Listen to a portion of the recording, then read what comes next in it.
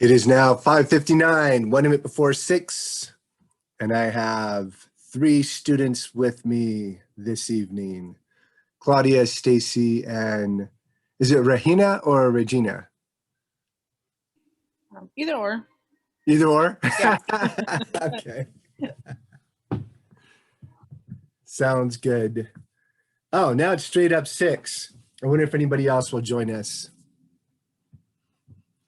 Well, either way, we could begin, and then other people, when they join us, they could bring whatever questions that they might have or just glean from the moment that they join us, and we will be timely. So 6 o'clock. The only thing I want to do is go over the signature assignment a little bit with you all, field any questions that you might have as we wrap up the class. And off the top of my head, there's one thing I wanted to address. I got a few assignments from week 5 done. I think week 4 is mostly done except for the Crable paper, which I'm spending more time on because it's an actual essay and I read through those slowly and I do assess those to some degree. So that takes me more time. So in the meantime, while I'm working on the Crable paper, assessing those, assigning points and all that kind of stuff, I'll also be working concurrently on week 5 items and grading that kind of stuff. A couple things already got done. By the way, if you got zeros, here's the possibility. You didn't get it in on time, right? I am accepting late journals and late assignments. Let me clarify. Late journals, I'll accept those late, and late assignments, I will accept those late. I don't want you to be penalized for those points. Generally speaking, I do not accept late forums, in large part because the forums really work during that week with the interaction that the students have with one another during that week. When you get beyond the forums, you lose the interaction because everybody's already moved on. Plus, forums are generally only worth 5 points. And so it's not a big loss. If there's been something going on in your life and we've talked about that, then I might have made some accommodations for you and that's all good. And if that's the case, then, and I forget to give you credit for that, let me know.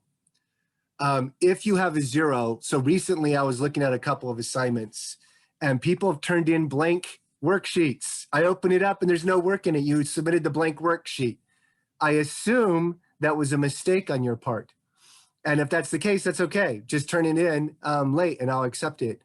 So if you see a 0 and you think, I thought I turned that in, reach out to me and let me know. Hey, Anthony, I thought I turned that in. I will take it at face value that that's what you thought you did. And I'll let you send it to me via email and I'll give you credit accordingly. I did mean to follow through with respect to sending out emails to people who submitted blank sheets, but that's kind of a low priority and I haven't gotten to that with respect to other issues in this class that I need to manage in a more timely manner.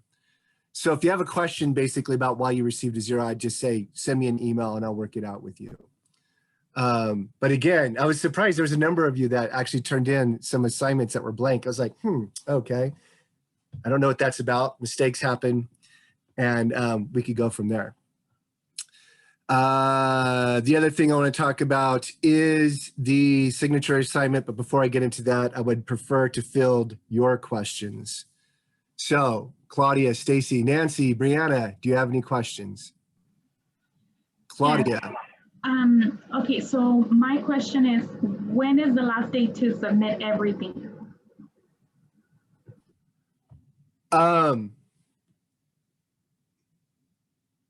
The Sunday of this week, you should have everything done, except I'm giving you until Tuesday, I think I said, to do the signature assignment, Tuesday evening. I gave you a couple of extra days on that. Thank you for that. Yeah, I wanted you to at least have a full weekend and then some. I should have noted that in the syllabus, and honestly, I thought I did. And then I went back to look at the syllabus, and it looks like you're supposed to have the signature assignment in by Sunday, right? I mean, I could look at that with you right now. I actually brought the syllabus up for us to look at together, just in case we had any questions like this one. So week 6, signature assignment, final case study. Yeah, it's saying Monday, May 16th. I don't know why it says that. I'm the one that put this in place. I don't know what I was thinking at the time. Honestly, I intended all along to give you a couple of days after that final day, May 16th, so Tuesday. So even though the syllabus says May 16th, you actually have until Tuesday, May 18th by midnight to get your signature assignment in. So you have a couple of extra days. Any other questions?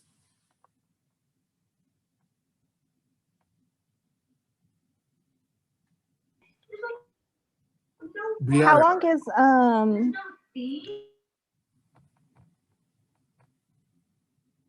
our signature assignment supposed to be? Like how many pages? Or as long as it meets the requirements of The signature assignment you said? Is that where you were yeah, at? can you hear me? Yeah, it kind of blanked out for a moment there. Yeah. I was just wondering how long, how many pages it needed to be, or I as think long as we answer all the questions, that would be fine. Well, first of all, let me clarify about the questions. The questions are not questions that you have to respond to. They're questions that were given to you to help stimulate your thinking. So your essay should not just be a direct response to those questions. You could incorporate responses to those questions into your essay, but your essay should be like a traditional essay with a thesis statement kind of,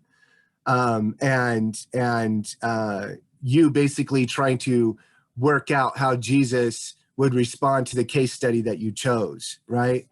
So again, the questions are not, so I shouldn't see like a subheading in your essay where you have the question formally listed in a response to that question.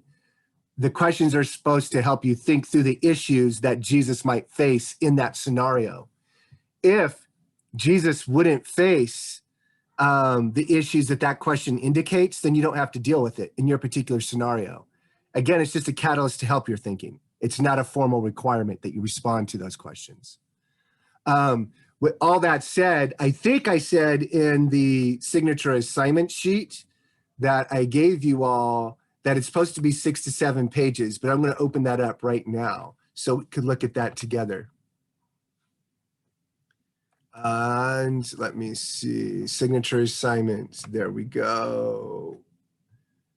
Cruising down. Oh, you know what? That's silly. I need to share that with you. Let me share that with you so you can see what I'm looking at. All right, you all can see this now, right? Yes. All right, good. Thank you for that. Nobody has their video cameras going, which is fine. But if you're shaking your head, right, or nodding your head, I can't tell. So I need to hear a verbal on that. Okay. I see it. Love you.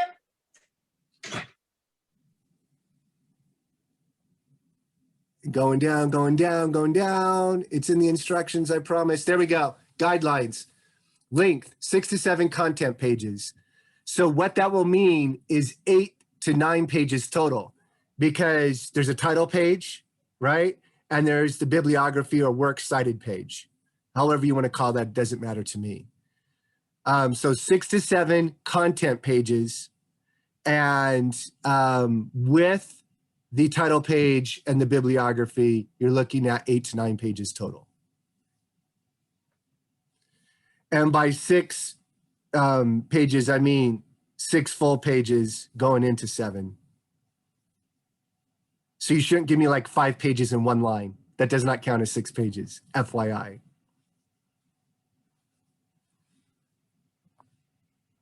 And do your best not to exceed 7 pages. I don't think you need to go much beyond that if you think well and succinctly about the case study and how Jesus might respond to it. And what I find often is that students tend to get repetitive, trying to fill up more pages than that in this assignment. And we don't need that. And you don't need that, right? You don't need more time to write more stuff. Any other questions? I think it said too that it's okay. It's we could choose either or. It says Jesus, how Jesus would respond, and I think the other one was like how would. Yeah. Okay, Right. so we could do that, right? Yeah. So it could either be you wanting to act as like Jesus as much as possible. You're a Christian, right? And as a Christian, you want to be like Christ in the world. You want to display the qualities, the characteristics, the wisdom, the grace of Christ in the world. So you could do it that way. You could write it as if you're in the scenario as a Christ follower, trying to do the Christ-like thing in that case study. Or you could put Jesus in the 21st century, Okay. responding to that, whatever you're most comfortable with. I was just trying to give you options that would make you more comfortable, whatever Okay. you're more comfortable writing. Okay, thank you. You, keep in mind, you're trying to be like Jesus, right? So that's the thing you need to keep in mind. Okay. So whatever choices you make, you would have to justify it by demonstrating that that's how Jesus would respond in the situation. Okay. Okay, thank you. Yeah. And since you asked that question, whether you are putting yourself in this scenario as a Christ follower or putting Jesus in this scenario, in both instances, you're trying to support that Jesus would indeed act in a particular way by drawing upon scripture as an example, right? And then doing that contemporary world, like Jesus acted in that way in that world, but he would act similarly in this world in these particular set of circumstances, you know? And that's where you have to do a little bit of what's called the hermeneutical translation. So for example, Jesus was doing what he did in the context of first century Palestine, which was under Roman occupation, which was a very hierarchical society, right? And it was a shame and honor culture. And we are not under Roman occupation. I don't think we're under occupation of anybody right now. We're a democratic society, right, as far as governing is concerned. And we're not so much a shame honor society as perhaps I've heard us referred to as a guilt innocent society. What matters to us is not issues of shame and honor, but issues of guilt and innocence, right? And so how Jesus might act in that particular cultural framework may not look exactly the same in our cultural framework, but there are probably some underlying principles you could extract from the original context and apply to our context. So that's some of the thinking that you want to do in your paper, if your case study calls for that, right? So again, you're doing that kind of thinking, and then you're drawing upon Matthew. That's one of the texts you have to draw upon. And then I think I asked you to draw upon Crable. Cite instances of Crable to support your thinking as to why Jesus would respond the way you envision him responding in your case study. So I'm expecting you to draw from both Matthew and Crable. And then if you want to draw from other sources, that's okay. I think I might have said one other source. We could look at that together. Yeah, it says One other source, right? But yes, that's your choice, of your choice, right? So for that one other source, you could draw from your experience doing service, right? If you had a chance to go serve with a serving agency, you could draw upon your reflection. You could draw upon your church visit and what you learned about the ministries of that church in your church visit. You could draw upon the New Testament letters assignment. You could draw upon the servant, worksheet that we had you do about the suffering servant, right? You could draw upon any of the course materials. You could draw upon a video that you saw in this course. So that one other source, that's up to you, whatever works from you. The sky is wide open with respect to all the content that you've engaged in this class. You could draw upon that in support of your thinking. You could do more than one other source if you want to too, but you don't have to. Stacy. So does our paper, is it like are we writing in third person, or are we allowed to write in first person? I would say if you're placing yourself, if it's you that's in that scenario, then you could write in first person. Right. And it would be like, the reason why I would do this is because I know Jesus in a similar situation, you know, something like that. Right. So it's okay, particularly if you're talking about using I language. I'm all right with using I language, but you still have to support your decisions on the basis of scripture and course materials. Thank you. Yeah. Anybody else? Yes. Hi, Professor Villas. I do have a question on that. Thank you for elaborating on that. So we are drawing on course material and citing it because I got confused on the description. It says paper should not stray into sermonizing. It should not stray into discourse about how Christians should act in general, and it should not elaborate on Christian ideals in general. So what's the difference between? Yeah, that's a good point. Can you like give me an example? Yeah. Yeah. So what will happen is, to give you an example, let's take the woman on the side of 99 and she has a cigarette and a bottle of vodka, right? And Yeah. somebody will look at that and they might say something like, Jesus would approach that woman and find out what's going on in her life and what brought her to this situation. And he would offer a sympathetic ear, right? That's all good so far. But then what students often do is, this is what people in the church need to be doing in this world. We all need to be offering a sympathetic ear to one another. The world would be a better place if we all just started acting like Jesus, the way Jesus is with that woman. That's how we start going into sermonizing. And you'll be surprised how often students do that. They instead of staying focused on the particular chosen scenario, they take that general principle and they start talking about life in general and how we all should start being like that. That's what you want to avoid. Does that clarify? Oh, okay. I think I might have done that with when it was linking back to the early church and how the scripture was saying that how I guess how it was linking it how they should act, just giving details. I think I may have done that already. Well, okay. it's still possible to say something like, in the early church, the community of Christ cared for one another. They shared their goods with one another.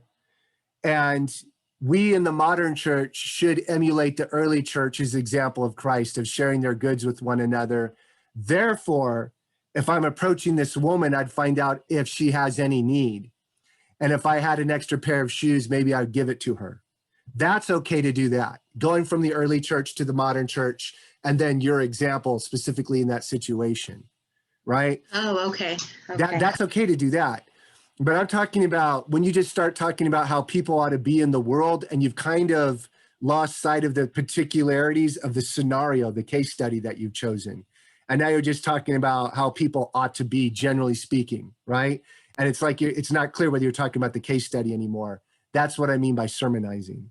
Okay, I see. When you start saying how people ought to be, you're kind of giving your ideas of how you think they should be, right?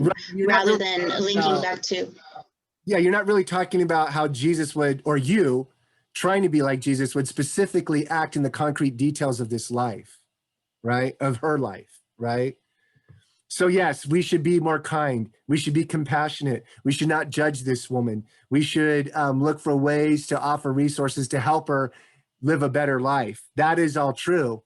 But what you want to stay focused on is, what does her redemption specifically look like?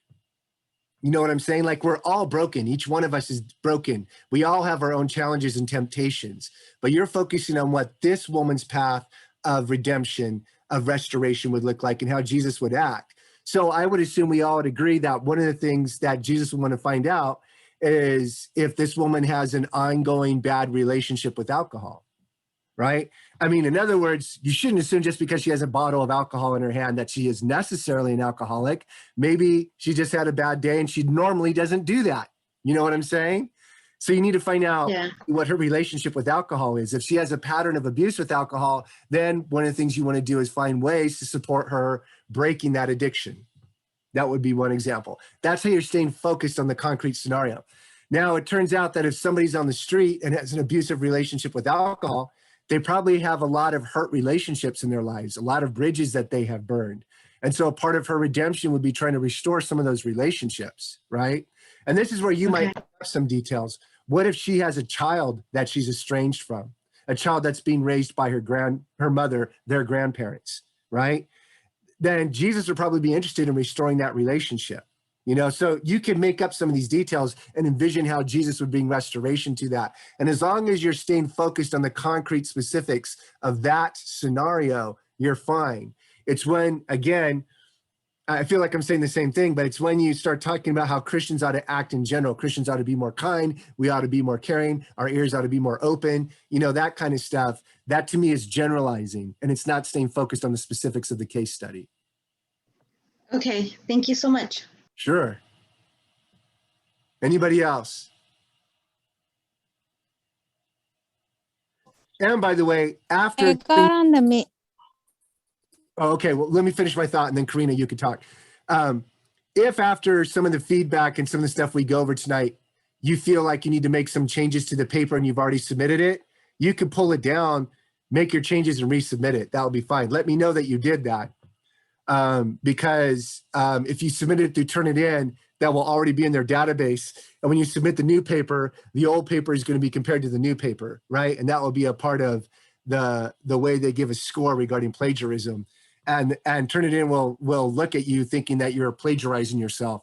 But if you let me know that you've turned in a revision of your paper, then no problem, we're fine. All right, Karina.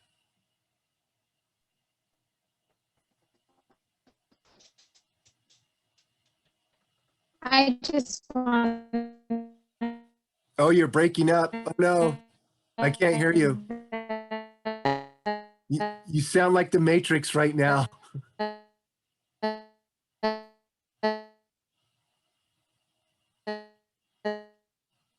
Oh yeah, I can't hear what you're saying. I'm sorry, Karina.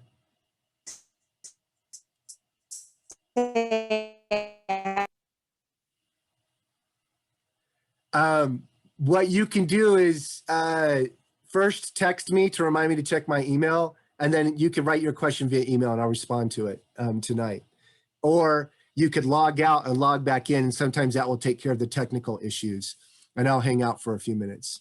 You could also write it through chat. Oh yeah, that's right.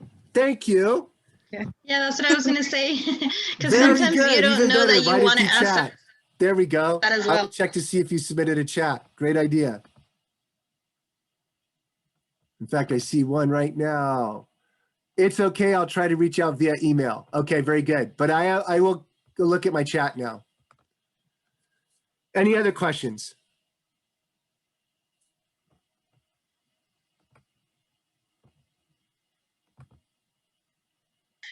I was wondering, I don't know if I misread, if our papers are not, I guess, correct, like if we didn't do the right, I guess if we didn't write it correct, will the papers be returned? Are we, like, is there an opportunity where we could redo it again? Or I don't know if I read that somewhere on the.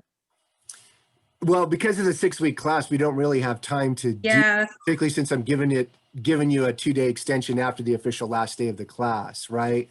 What I can guarantee is if you've written 6 to 7 pages, right? okay. And you have the title page and the bibliography, so it's a total of 8 to 9, right? Including the title page and bibliography, that you will at least get a C on it, right? So that will be 70% of the points that's worth. So you won't fail in that way. You won't get a 0 on it. I will even make sure that you don't just get 50%. However, there is a caveat, and students have done this. If you turn in a 3-page paper, yes, you are going to get a big hit. I specifically asked for 6 to 7 written pages. And I don't know why students do it, but sometimes they do. They turn in like 3 or 4 pages. And then I'm like, well, technically you didn't do the assignment that I asked you to do. And so I might just give you like 60% of the points or 50% of the points, depending on how few pages you wrote. But if you meet the criteria, the minimum criteria, even if your writing is crap, and I'm not saying anybody's writing is going to be crap, I'm just saying even if it was, I would make sure that you still at least got 70% of your points, all right? Because I want you to pass this class, and because I don't want you to be penalized necessarily on how awesome of a writer you are. I'm looking for signs of engagement with the material as well as how good of a writer you are. So yes, you can't get an A unless you're a good writer. But if you're a really bad writer, you're not going to get an F. I can give you that guarantee. I hope that's helpful a little bit. Yes, thank you.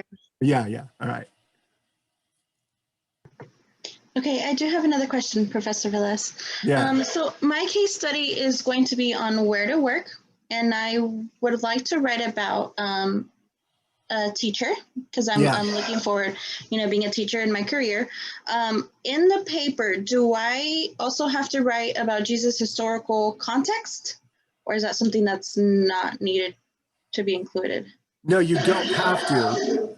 if there's something about Jesus's historical context that you think helps support why, if this option was given to Jesus, he would choose to be a teacher, then you could draw upon it, but you don't have to.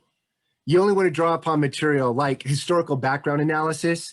If that historical background analysis is going to help you make the point as to why Jesus would choose being a teacher, then yeah, you could do so. Okay. But you don't have to. I don't think Okay. you have to do that in order to make your point. You could possibly do that in order to make your point. I mean, let me just shooting from the hip. You could say back in Jesus's day, people were either rabbis or field workers, or they were carpenters, or they worked at the court of the king, or they worked in as tax collectors, or they were Romans. You know, you could list out all the job options that existed back in the day. And you could say amongst all the job options that were available to Jesus, being a teacher was one of them, because a rabbi is essentially a teacher, right? And then you could talk about how there's a lot of similarities between the kind of teacher that Jesus was, because a rabbi was a religious teacher. And I assume that you're not talking about religious teacher, but probably like grade school teacher, right?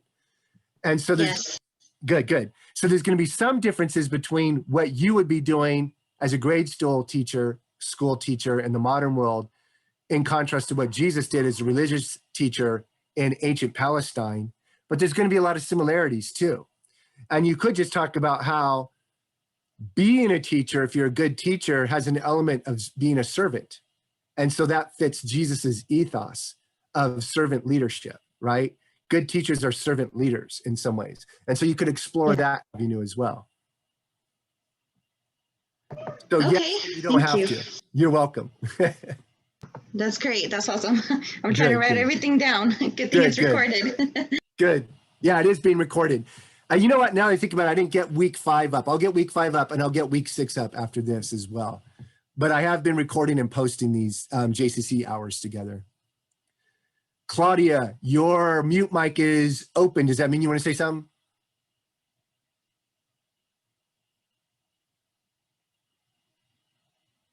If you're saying something, I can't hear you. Okay. Any other questions? Okay, let me do this. Before I let you go, I brought up this example. This is a hypothetical example that I created. This is not one of the case studies. It's called Where to Invest.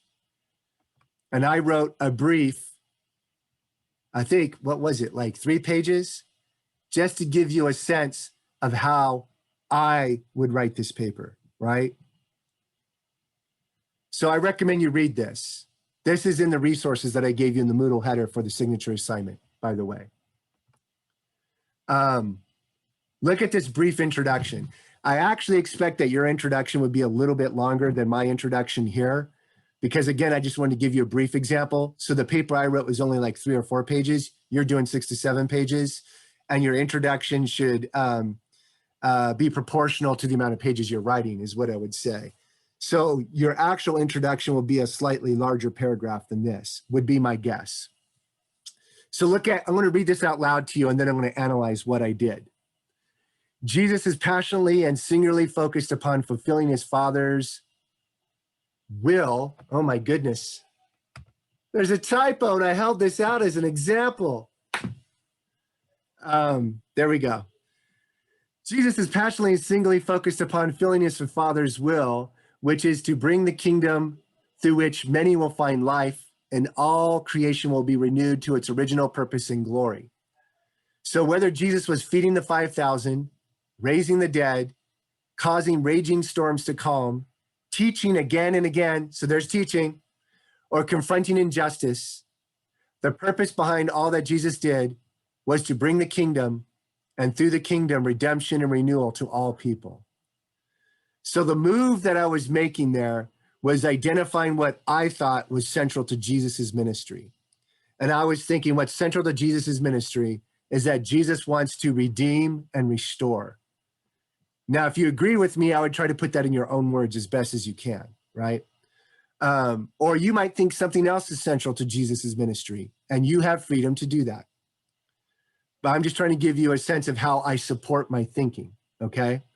So in my thesis, I make it clear that I think redemption and renewal, or restoration, you could say that a lot of different ways, is central to Jesus's ministry. So then what I want to look at as I go forward from here is in the context of being an investor, because the case study they made up is about investment, where to invest your money. How would Jesus invest money in redeeming, restorative ways? How would he use his mission to restore to guide his pattern of investment or the way that he invests, right? So that's the central idea that I'm trying to support through all the decisions that Jesus makes in the case study. That's the kind of move that you want to make. So look what I do next. Knowing all this about Jesus, the person who wants to use money in following him would first spend it to get out of debt, as debt is a form of bondage. And Jesus desires that all people be free to serve their Father without impediment. Now, at this point, actually, I might actually quote something from scriptures where Jesus says something like how he came to set the captives free, right? And I just said that debt is a form of bondage and Jesus came to set the captives free. So you see the connection there. So you don't have to quote scripture, but you might quote scripture. There's an option you have there. Second, with whatever money was left, Jesus would want his follower to invest in such a way as to be able to have a decent retirement where a person would be free to more effectively serve without fear or worry of paying bills to cover the necessities of life. Also, Jesus would want his follower to give generously.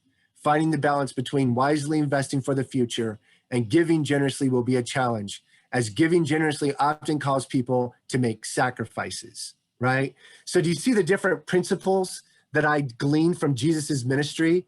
Jesus wants us to be responsible, but he also wants us to be mindful of others, right?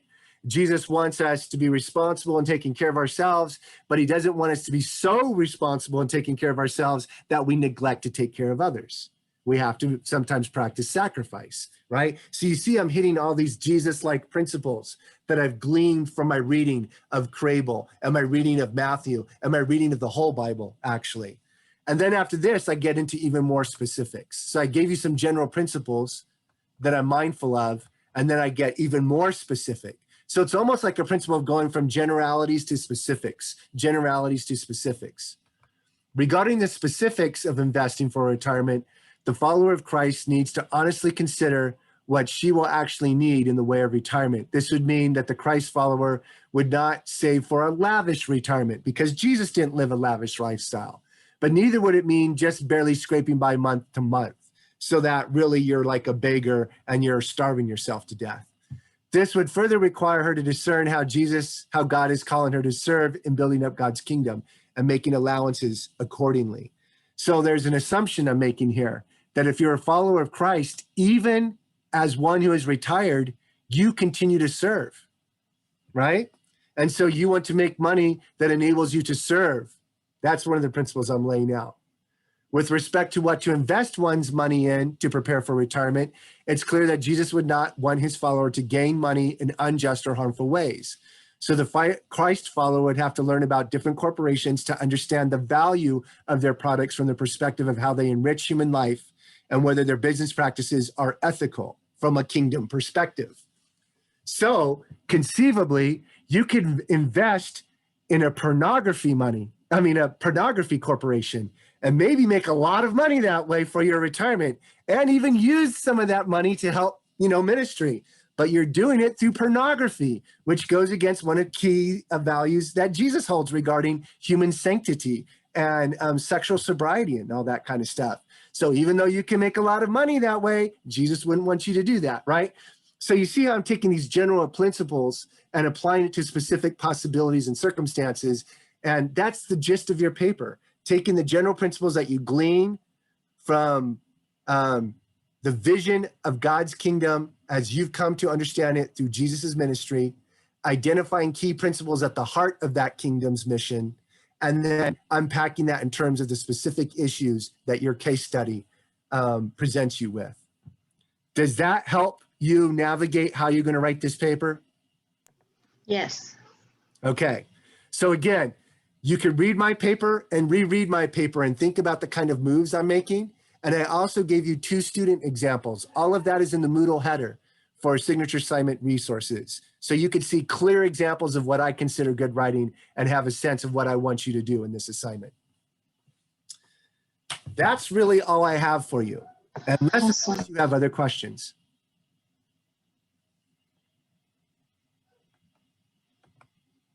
I'm not seeing anybody's microphone, which tells me there's no other questions. If that is the case, then you are free to go. And as always, you could text me, you could email me. If you want to double up, you could text me and tell me you emailed me.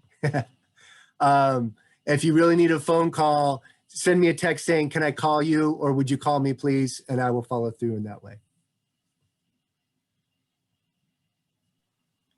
Okay. Thank you. You're welcome. Thank you. You are welcome. I'm about ready to stop this class. Somebody better speak up if you got anything to say. I don't want to cut anybody off.